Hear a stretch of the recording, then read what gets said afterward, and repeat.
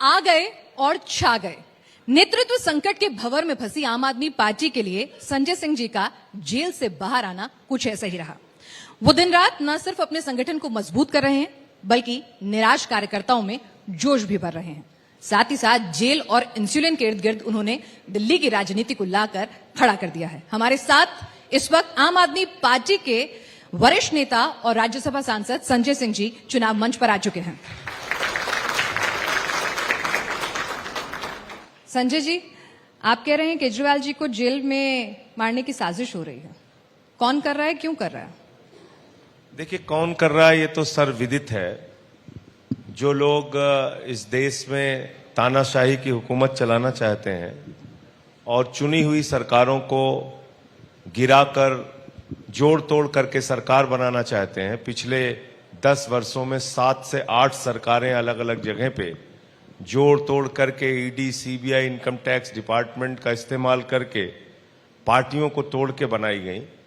वही लोग आज अरविंद केजरीवाल जी के खिलाफ साजिश कर रहे हैं और मेरा सीधा आरोप है कि केंद्र में बैठी हुई सत्ता और भारतीय जनता पार्टी की जो सरकार है वो सीधे तौर पे इसके लिए जिम्मेदार है। प्रधानमंत्री जी के अधीन ये सारी एजेंसियां आती हैं और इसका खुलेआम दुरुपयोग हो रहा है। आज केजरीवाल जी जो दिल्ली के लोगों के लिए दवाओं का इंतजाम करते हैं, बिजली पानी का इंतजाम करते हैं, जो दिल्ली में महंगाई कम करने का प्रयास करते हैं, आज उनको जेल के अंदर इंसुलिन नहीं दी जा रही है। 23 दिन लग गए, बाहर लोगों ने संघर्ष किया, दिल्ली के लोगों ने आवाज उठाई, मीडिया में जब ये मामला बढ़ा तब उनको इंसुलिन दी गई। तो जो व्यक्ति 22 साल 23 साल से शुगर का मरीज है, 54 यूनिट उसको इंसुलिन बाहर मिलती रही है, आप अगर उसको इंसुलिन जैसी दवा नहीं दे रहे हैं, यानी कि उनके जीवन के साथ खिलवाड़ कर रहे हैं। अब तो इंसुलिन मिल गई, अब तो सेफ है केजरीवाल जी जेल में। देखिए, जो घटनाएं होंगी वो आपको जानकारी दी जाएगी, कोई चीज छिपाई नहीं जाएगी। जो उनके साथ बर्ताव किया जाएगा वो बाहर के लोगों को बताया जाएगा। सेफ है ना, अब इंसुलिन मिल गई, मेडिकल बोर्ड भी गठित जरूरी हो गया। था। मेडिकल तो बोर्ड अब सेफ है ना, अब आप कहेंगे मेडिकल बोर्ड किसने गठित किया? मेडिकल बोर्ड माननीय न्यायालय ने गठित किया। न्यायालय ने कहा कि एम्स के डॉक्टरों का पैनल बनना चाहिए और वो उनकी पूरी जांच करें। तो उसके बाद इंसुलिन शुरू हो गई। तो अब सेफ हैं केजरीवाल जी?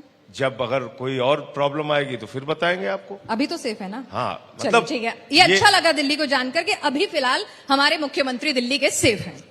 चलिए, एक बात बताइए, तिहाड़ जेल प्रशासन कह रहा है कि वहां पर 20,000 कैदी हैं, 1000 के लगभग डायबिटीज के पेशेंट हैं, 26 को वो लोग इंसुलिन भी देते हैं जब जरूरत होती है। तो जब केजरीवाल जी को जरूरत पड़ी तब उन्होंने दे दी। 23 दिन तक जरूरत नहीं पड़ी, हमको न्यायालय जाना पड़ा इसके लिए, हमको एम्स के पैनल के लिए रिक्वेस्ट करनी पड़ी। 23 दिन तक उनको इंसुलिन नहीं दी गई।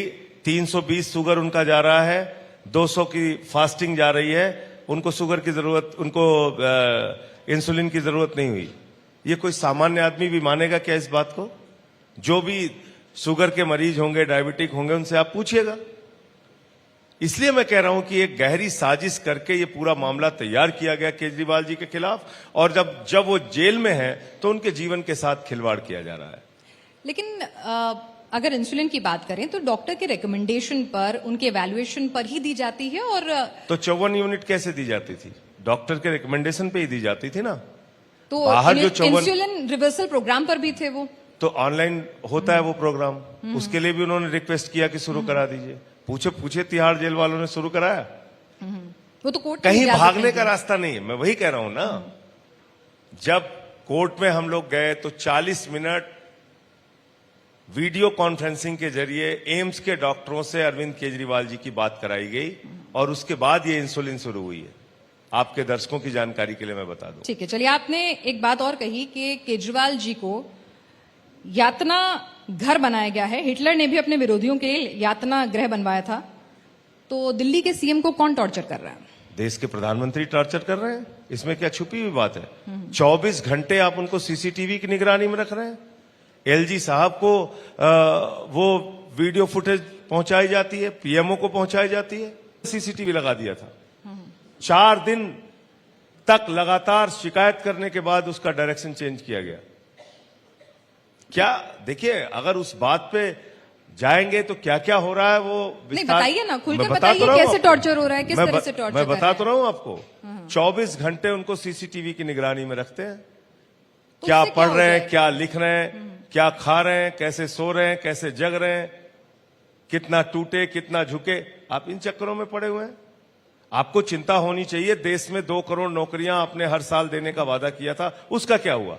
आपको चिंता होनी चाहिए। आपने किसानों की आय 2 गुना करने का वादा किया था। 2022 15 अगस्त तक पक्का मकान देने का वादा किया था। महंगाई कम करने का वादा किया था। 15 लाख हर खाते में पहुंचाने का और काला धन लाने का वादा किया था। आपने एक भी वादा पूरा किया? आपने इस देश की जनता के साथ किए गए एक भी वादे को पूरा किया क्या? आप कहते हैं हमारी ये गारंटी है, वो गारंटी है, वो गारंटी है। मैं कहता हूं मोदी जी की एक ही गारंटी है, झूठ बोलने की गारंटी। झूठ बोलने की गारंटी है उनकी।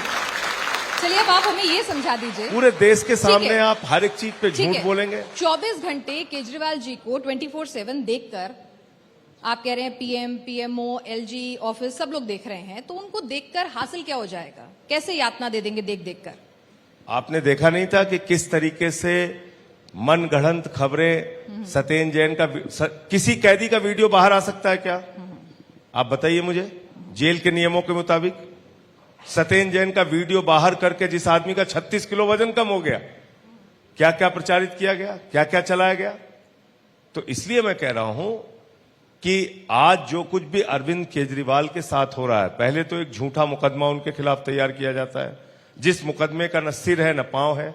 ईडी सीबीआई के 456 गवाह हैं।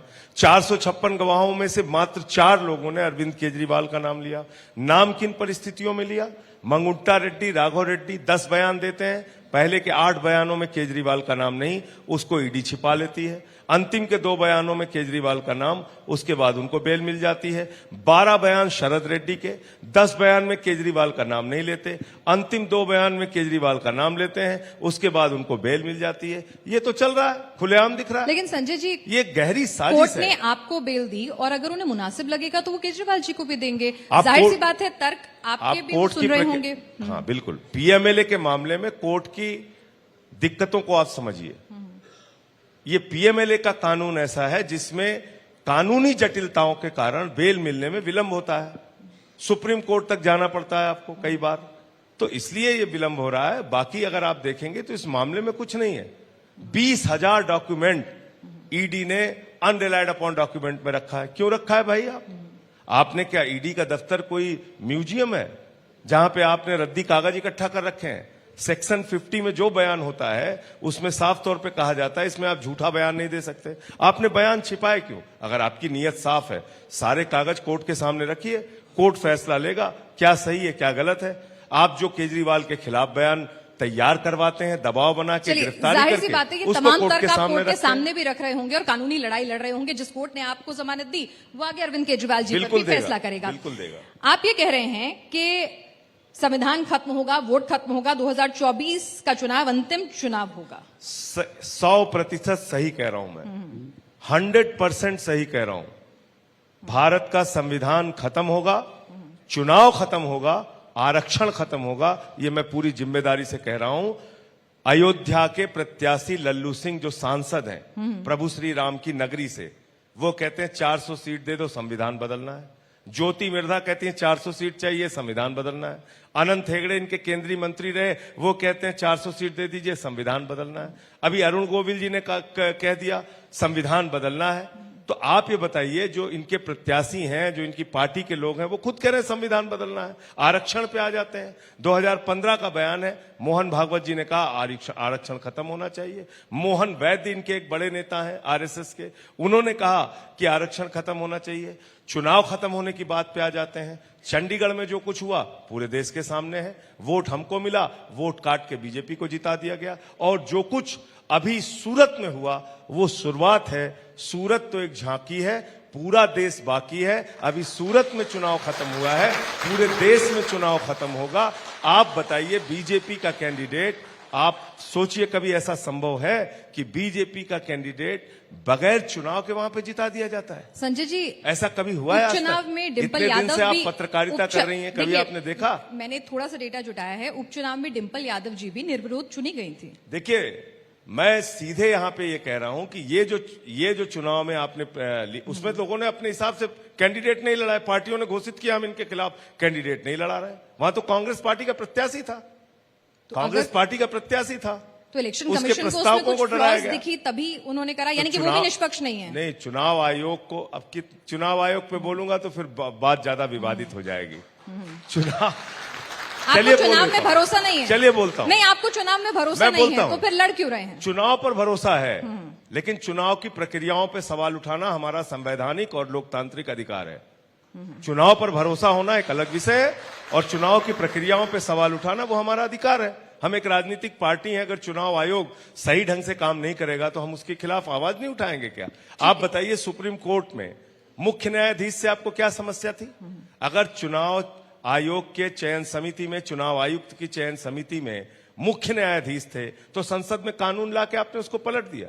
आपको आपके खिलाफ जो भी कानून, जो भी सुप्रीम कोर्ट आदेश पारित करता है उसको आप कानून बना के आप बदल देते हैं। ये क्या अच्छा, तरीका आप है? जनता को समझा- 5 जजों के, 1 मिनट इस पे टाइम दीजिएगा। चलिए, बोलिए। 5 जजों का फैसला, सुप्रीम कोर्ट के 5 जजों का फैसला दिल्ली सरकार के पक्ष में आया कि उनको सर्विसेज मिलनी चाहिए।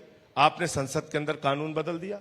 इलेक्टोरल बॉन्ड पे सुप्रीम कोर्ट का फैसला आया कि ये अनकॉन्स्टिट्यूशनल है और इसकी सारे डाटा आप जग जाहिर कीजिए। उस पे आप मानते नहीं है बात को। खुद प्रधानमंत्री इलेक्टोरल बॉन्ड को डिफेंड कर रहे हैं। देश का सबसे बड़ा भ्रष्टाचार है इलेक्टोरल बॉन्ड।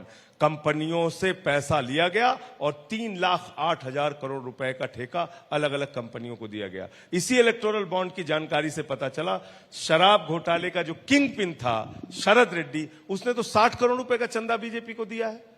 उनके खिलाफ कोई कार्रवाई हुई? चलिए, तो ईडी क्यों नहीं जनता जाती? को आप ये तमाम मुद्दे समझा रहे केजरीवाल हैं। के खिलाफ, चुनाव के नतीजे बताएंगे केजरीवाल कि के जनता खिलाफ, कितना इन मुद्दों को समझती है और इम्बाइब करती है। केजरीवाल के खिलाफ ईडी सीबीआई आपने- दारा सिंह पहलवान बन जाती है और जब बीजेपी की बात आती है तो गजनी मोड में चली जाती है। ये गलत बात है, ये गलत बात है।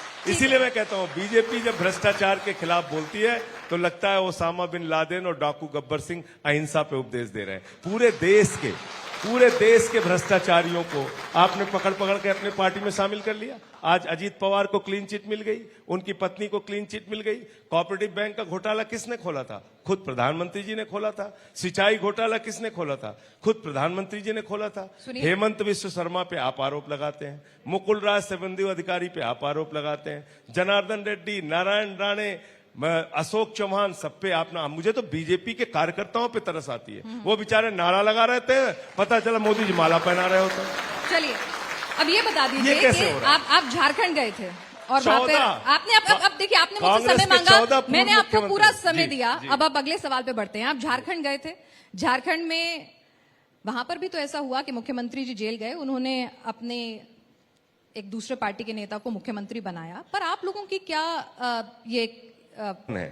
अरविंद केजरीवाल वो शख्स हैं जिन्होंने आईआरएस की नौकरी को लात मारकर देश और समाज की सेवा का संकल्प लिया। अरविंद केजरीवाल वो व्यक्ति हैं जिन्होंने सिद्धांतों की बात आई तो 49 दिन की सरकार से इस्तीफा दिया। कोई चपरासी की नौकरी नहीं छोड़ता, मुख्यमंत्री की कुर्सी छोड़ने का काम केजरीवाल जी ने किया। आप सिद्धांतों की, वसूलों की, विचारों की बात करेंगे, सही मामलों की बात करेंगे, तब बातचीत होगी। आपने एक ट्रेंड बना लिया, फर्जी मुकदमे करो, जेल में डालो, इस्तीफा लो। आज हेमंत सोरेन जो आदिवासी समाज के एक बड़े नेता हैं, मुख्यमंत्री थे झारखंड के, उनके खिलाफ आपने मुकदमा लिखा और उनको जेल में डाला, इस्तीफा ले लिया। केजरीवाल से आप यही चाहते हैं। कल को आप भगवंत मान को ऐसे ही गिरफ्तार करेंगे, फिर आप स्टालिन के साथ यही करेंगे, फिर विजयन के साथ यही करेंगे, फिर सिद्धारमैया के साथ यही करेंगे, फिर रेवंत रेड्डी के साथ। तो फिर तो विपक्ष की एक भी सरकार नहीं बचेगी। इसलिए हम कहते हैं कि पहले यही बीजेपी के लोग कहते थे 49 दिन की सरकार से केजरीवाल ने इस्तीफा दे दिया, देखो भाग गए। अब इस्तीफा नहीं दे रहे तो कह रहे हैं इस्तीफा दो। अच्छा, ये बताइए, अच्छा, एक चीज केजरीवाल नहीं, अब आप सवाल देखिए, वक्त की कमी है, एक सवाल में आपको पूरा मौका दे रहा हूं, मेरे भी सवाल 30 सेकंड। एक अब आप मुझे बताइए केजरीवाल जो बिजली, पानी, शिक्षा, चिकित्सा पे काम कर रहे हैं, उनको तो इस्तीफा दे देना चाहिए। लेकिन मणिपुर में जहां 1 साल से हिंसा हो रही है, एक कारगिल फौजी की पत्नी को निवस्त करके घुमाया गया, उस मुख्यमंत्री को इस्तीफा नहीं देना चाहिए। ठीक है, अब अगले अजय सवाल पर मिश्रा आएं। टेनी, देश ठीक के है, गृह अब आपने राज्य 30 मंत्री सेकंड मांगे थे, मैंने आपको 30 सेकंड दे दिए। अब जरा बेटे ने एक किसानों चीज को ये कुचल बता के मार दीजिए, दिया, संजय जी, उसको इस्तीफा नहीं संजय देना जी, चाहिए। संजय जी, आप तो जेल से जब से बाहर आए हैं, आप ही आप नजर आ रहे हैं। सुनीता जी मैसेज लेकर आती थी, उसी चेयर पर बैठती थी, पढ़ती थी, तमाम बयानात मीडिया के सामने आते थे। अब वो कम नजर आती हैं। क्यों, अभी रांची गई थी वो? नहीं, रांची तो गई थी, लेकिन अब रांची गई थी? वो लेकर नहीं आती हैं केजरीवाल जी उनकी के बहादुरी की मैसेजेस। सराहना करनी चाहिए। देश की महिलाओं को उनकी बहादुरी की सराहना करनी चाहिए, देश के नौजवानों को। आज वो व्यक्ति जिसने 15 दिन का अनशन किया, 10 दिन का अनशन किया, दिल्ली में पार्टी को खड़ा किया, देश में पार्टी को खड़ा किया, 10 साल में राष्ट्रीय पार्टी बनाई, गुजरात में 14% वोट लिया, गोवा में 6.5% वोट लिया, नेशनल पार्टी बनाई 10 सालों के अंदर। आज ऐसे मुख्यमंत्री को आपने जेल में डाल दिया। उनकी पत्नी की सराहना करनी चाहिए कि इस मुसीबत के समय में भी वो बाहर निकल के उनके पक्ष में अपनी बात रख रही हैं, अपने विचार रख रही हैं। बस वो केजरीवाल जी का मैसेज नहीं पढ़ रही थी, पहुंचा इसलिए पूछा मैंने। जी ठीक हाँ। है, अब हम लोग अपने एक कोई और closing मैसेज है। आएगा तो जी जी पढ़ेंगे। बिल्कुल, क्लोजिंग है अब हमारा, तो एक रैपिड फायर राउंड इस बार हमने इंक्लूड किया है, तो हम आपके साथ वो खेलना चाहेंगे। तो शुरू करें, पर जल्दी जल्दी जवाब देने हैं। ठीक। दिल्ली के चीफ मिनिस्टर के लिए अगर, देखिए हाइपोथेटिकल है, अगर अरविंद केजरीवाल नहीं होते हैं तो इनमें ऑप्शन बेस्ट कौन सा है? आतिशी, सुनीता केजरीवाल जी, राघव चड्ढा जी, सौरभ भारद्वाज या संजय सिंह? अरविंद केजरीवाल। अब वो तो है ही नहीं ना, वो तो मैंने क्वेश्चन से हटा दिया था, ये गलत बात है। वो तो मैंने पहले ही है कहा। और देखिए देखिए, अब ये ये गलत पार्टी बात का है। आधिकारिक बयान है ना, वही तो दूंगा। संजय सिंह के दिल का बयान बता दीजिए। अरविंद केजरीवाल। संजय सिंह के दिल, अरविंद अच्छा, केजरीवाल। चलिए ठीक है। संजय सिंह जी कौन से रोल में खुद को सबसे मुफीद पाते हैं? स्टार कैंपेनर, आंदोलनकारी, सांसद? आंदोलनकारी। अगर जीतते हैं, अगर इंडिया अलायंस अगर जीतता है, तो पीएम पद के लिए संजय सिंह जी की नजर में सबसे बेहतरीन उम्मीदवार कौन होगा इंडिया अलायंस की तरफ से? ममता बनर्जी, अरविंद केजरीवाल, राहुल गांधी, अखिलेश यादव?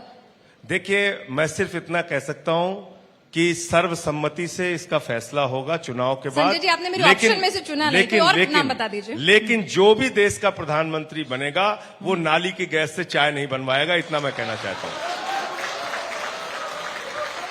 राजनीति में परिवारवाद सही या गलत? बिल्कुल गलत है। सुनीता केजरीवाल एक्टिव पॉलिटिक्स में आएंगी या नहीं? ये पार्टी का जो आधिकारिक बयान है मैं आपको बता चुका। अरविंद केजरीवाल मुख्यमंत्री थे, हैं और रहेंगे।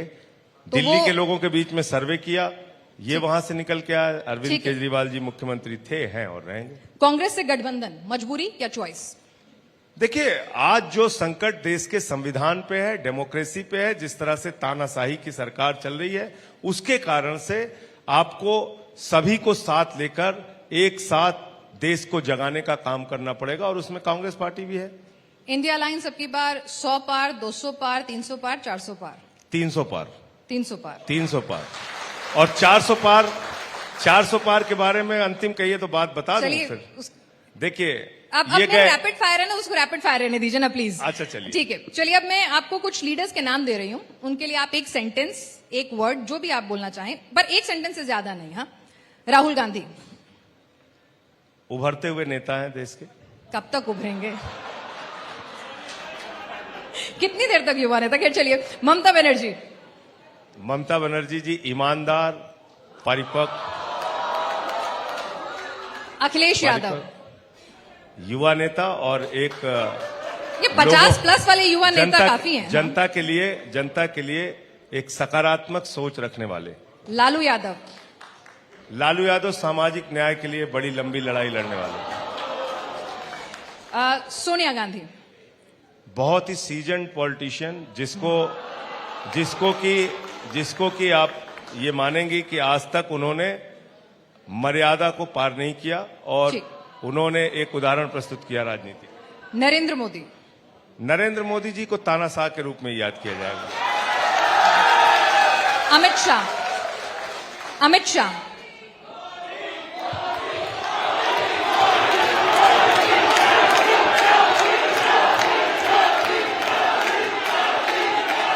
चलिए, ठीक है, ठीक है, ठीक है, ठीक ठीक ठीक अरे भाई अगला नाम तो आने दीजिए, आपस में- अगला नाम तो आने दीजिए। बैठ जाइए बहन। अमित शाह।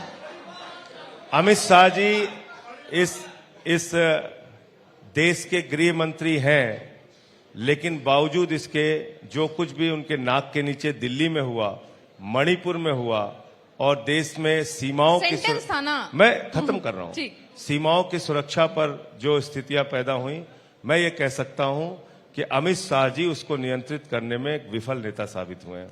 चलिए अरविंद केजरीवाल। अरविंद केजरीवाल एक विजनरी लीडर हैं और जो देश को आगे ले जाने की सोच रखते हैं। ठीक। आम आदमी की जिंदगी में कैसे बदलाव आ सकता है, उसका काम करते हैं। मनीष सिसोदिया। देश के बेहतरीन शिक्षा मंत्री और देश के बच्चों के लिए, दुनिया के लिए एक अच्छा शिक्षा का मॉडल प्रस्तुत करने वाले। सवाल तो सुन लीजिए। Last but not least Sanjay Singh.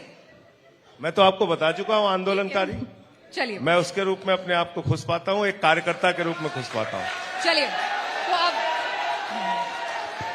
अब अगले उस पे आपको मैं कुछ शब्द दे रही हूं, जो पहला सेंटेंस या वर्ड जहन में आए वही बोलिएगा। ED, CBI.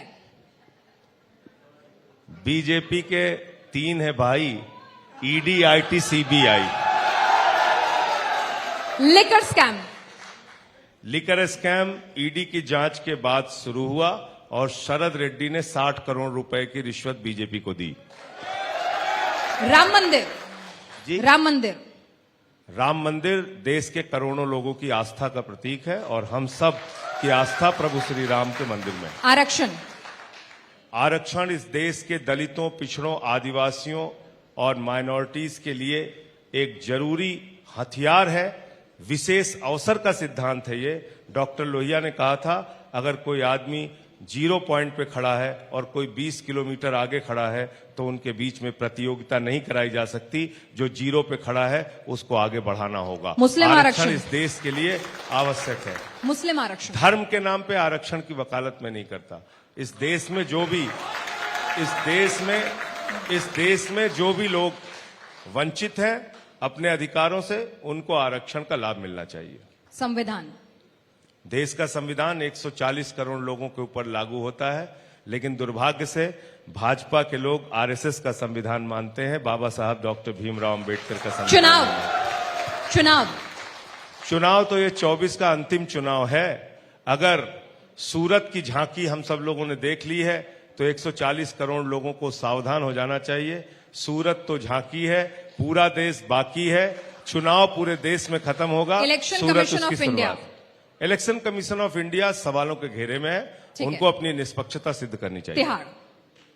तिहाड़ अगर आम आदमी पार्टी की बात करें तो मैं तो प्रधानमंत्री जी को धन्यवाद दूंगा। 6 महीने उन्होंने जेल में रखा ये सोच के कि मेरा मनोबल टूट जाएगा, और मजबूती के साथ निकला हूं।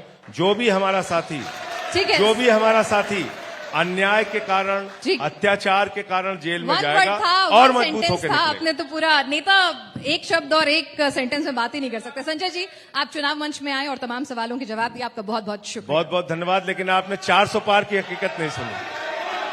400 पार की हकीकत आपको सुननी चाहिए। चलिए वो फिर कभी 400 पार की हकीकत तो सुननी चाहिए। बचा के रखते हैं ना, आगे के लिए नहीं सुननी चाहिए। आपने बुलाया, इतना बड़ा नारा है बीजेपी का। ठीक है, आप मेहमान हैं हमारे। बंगाल में हमारे बोलकर जाइए। बंगाल में गए, बोले कि 200 पार, आई 77। दिल्ली में आए, बोले 45 पार, आई 8। हरियाणा में गए, बोले 75 पार, आई 40। मिजोरम में गए, बोले 21 पार, आई 1। महाराष्ट्र में गए, बोले 150 पार, आई 105। अब कह रहे हैं 400 पार, 400 पार, 400 पार। जनता करिए तड़ी पार, तड़ी पार, तड़ी पार। चलिए शुक्रिया।